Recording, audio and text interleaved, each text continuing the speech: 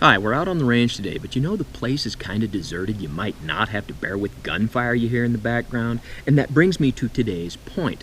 A while ago I did a presentation on my top 5 handguns as it pertains to concealed carry and personal protection. And recently some people have asked if I can redo that presentation, but with a higher def camera and preferably not so much gunfire and construction noise in the background. Also, some people have asked why I like caliber 38 Super Automatic. Well, one of my top 5 is a 38 Super, so I figure I can cover both subjects at once. So here we are. So let me show you my top 5 handguns for personal protection and concealed carry, and maybe we'll throw in a 6th. But there are 2 very important disclaimers that go with this. One, this is a remake of a previous presentation, so there will be a little new information, but most of it will be stuff you've seen before.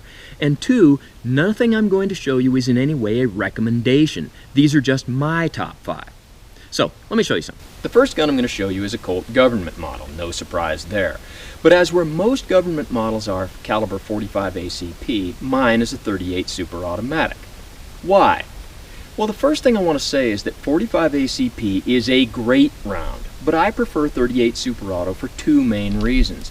One being that it comes with a 9-shot magazine, as where most 45s will have a 7 or an 8-shot magazine, and I know 9 isn't much more, but it is more. The second reason is that 38 Super Auto is a lot higher velocity and longer range than a 45 is. Typically, when I load with these Winchester Silvertip 125 grain jacketed hollow points, I'll get velocities of 1,225 feet per second, and that's not bad. Also, because it's a 125 grain bullet, I'll get less recoil than I would get with a 45. Let's shoot it.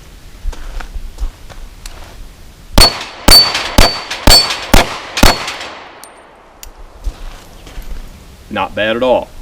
Next on my list is a Beretta 92FS. This is the commercially available version of the military's M9.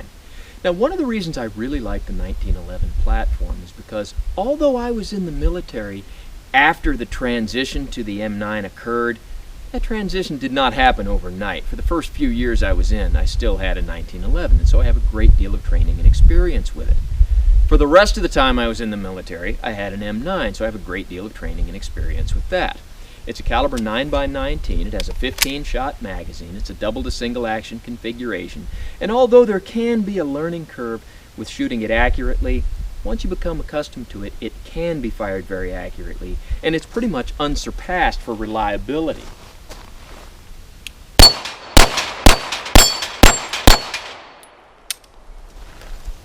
This is an outstanding pistol. This is a Smith & Wesson Model 15. It's a 38 special revolver with a 6-shot swing-out cylinder. It has a 4-inch barrel and adjustable sights.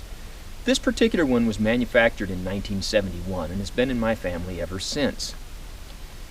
The thing about this revolver is that sometimes this is really all you need, and its elegance is in its simplicity.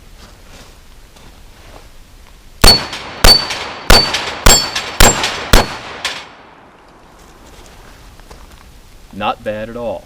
Sometimes you need a smaller handgun, and one of them that works for me is the Smith & Wesson Model 36. It's a 38 special double-action revolver with a 5-shot swing-out cylinder. It has a 1 7/8" barrel and fixed sights. And like the Model 15, it has an amazingly smooth trigger pull, both double-action and single-action. Let's shoot it.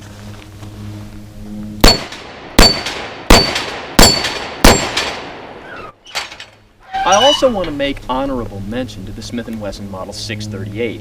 It's an airweight, and the shrouded hammer can be very nice for getting it out of your pocket.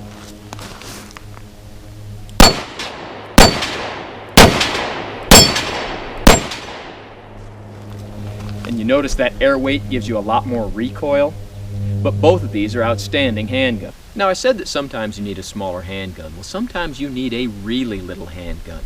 And one of my favorites is this Colt Model 1908 in caliber 25 ACP. Let me show you a close-up of this gun.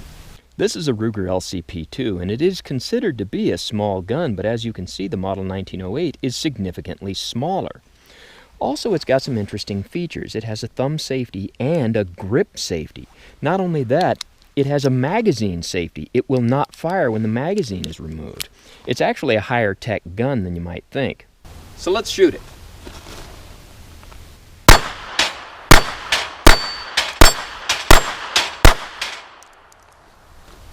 Not bad at all. So two big questions come up about this gun. One, why would I pick this gun? And the answer is because I like the classics. And two, is a 25 ACP really powerful enough to do anything? Well, we have a video comparing the 22 long rifle to the 25 ACP in pocket guns with some interesting results.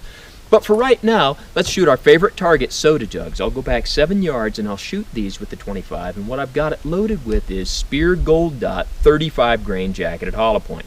Let's see what happens.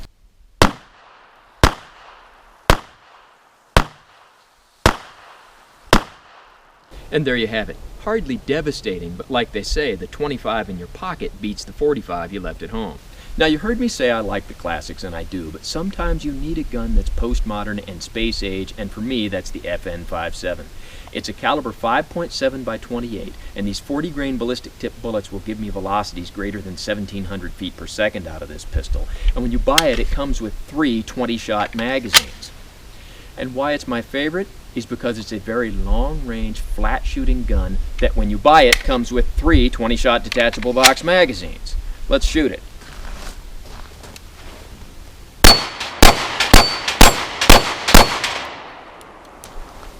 Not bad at all. And there you have it, my top 5 handguns as it pertains to concealed carry and personal protection. And yes, there was actually 6.